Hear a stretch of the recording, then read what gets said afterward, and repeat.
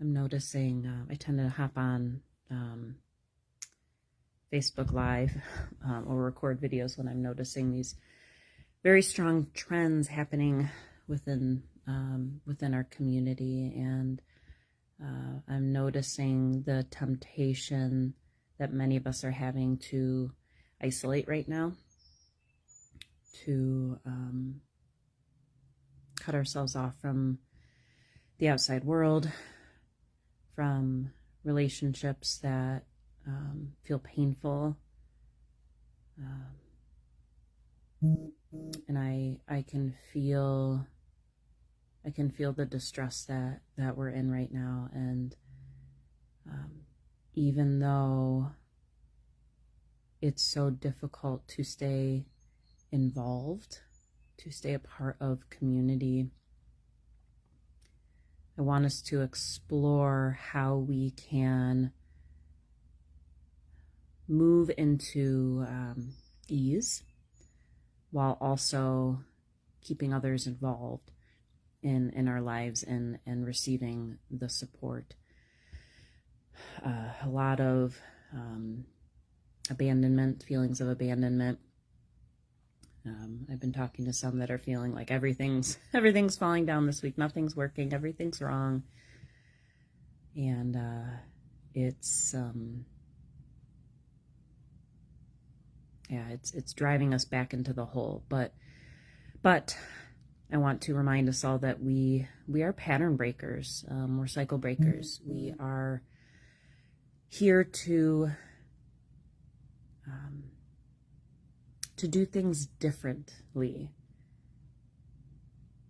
And this isn't a time to force a smile on our face. This isn't a time to force ourselves to go out when we don't want to go out. This isn't a time to go through the motions and do things because we feel like we have to or supposed to, or others have certain expectations. This is a time to really drive our awareness inward and ask ourselves what we need right now. And I think if we let go of the pattern of isolation, of cutting the outside world out, we'll see that we need that love from the outside world to bring us into a more comfortable pattern.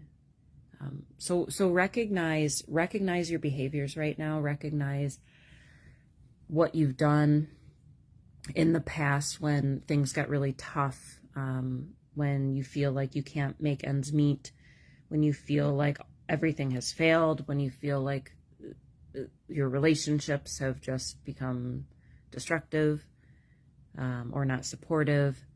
And notice what's showing up today that you've always done. And what we talk about at Ordinary Pioneer, particularly in our Reiki trainings, is these points of trauma and these trauma responses, and how to shift our mode of operation from, if isolation is what my patterning is, shutting the outside world out, then changing that mode of operation to its polarity, bringing others in, opening our hearts, is a way to break that pattern and to liberate ourselves from our pain once and for all. Not to say that all of our pain's going to go away, but it will take care of what we are dealing with and feeling hurt about right now. So we're shifting our mode of operation. As such, too, I'm noticing that many of us are, when we're experiencing discomfort, we're making ourselves busybodies. We're ignoring the emotions that are coming through, and we are, creating tasks and to-dos so we don't have to feel what it is that's coming up. So if that's the mode of operation, that patterning, then what we are to do is to slow down and to go inside, to take that pause, not to isolate, but to prioritize the listening that is available to us, even in that discomfort. we want to feel comfortable. Ultimately, we want ease and we want comfort. And while that is, I believe, attainable at any moment, we have to clear the debris of the thinking mind in order to tap into that peace and that ease. And that requires sitting with what's going on, to sitting with the discomfort and learning to feel safe and to be okay with how the energy is flowing. One of the things that I was feeling into for myself was perspective around energy, and where I would say, I'm grieving right now, or I'm angry right now. It is, if I'm feeling grief, I ask, is it grief or is it love? Is this anger or is this passion? Is this anxiousness or excitement? And if we look at energy just as energy and we take out the definition of it, it begins to dissolve its meaning and its grip on us, and we can simply let the energy flow the way that it can flow. And I'll give you an example of this. This was a couple months back, and I was feeling a lot of heartache, like really, really, really deep pain in my heart. And that night, in going to bed, and I didn't have energy to do any kind of formal Reiki with myself. And so I just asked the divine forces to just cleanse me, purify me, heal me as I sleep. And I woke up hours later and I felt anxiousness in my heart space. And so I practiced dissolving the meaning behind it, which is what I teach you all. And that reminder came back into myself, just seeing that energy in my heart as simply energy. And it went from feeling like electricity, just like tormenting me, to I felt the hand of God rubbing my chest. And the amount of peace that came over me by just allowing the energy to be and to not tie meaning to it, just somehow naturally brought in this calm sense. And